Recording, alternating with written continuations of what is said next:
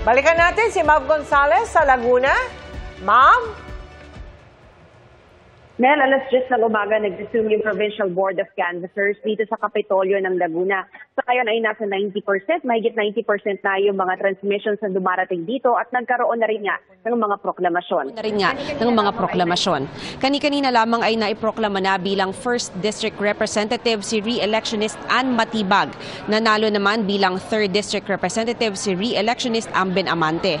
Sa ngayon may hinihintay pa kaming mga transmission mula sa 2nd at 4th districts kaya wala pang naidedeklarang panalo rito pero marami ng taga-suporta na pumunta sa Kapitolyo. Nangunguna sa 2nd District si incumbent Laguna Governor Ramil Hernandez. Sa 4th District naman mas dikit ang laban. Sa huling bilang mula sa COMELEC Transparency Server, 115,623 votes ang nakuha ni Benji Agaraw habang 114,252 para kay Tony Carolino.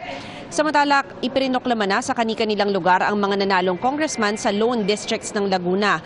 Ito yung Binyan, para kay Arman Dimagila, Santa Rosa, kay Roy Gonzales at Talamba naman kay Cha Hernandez.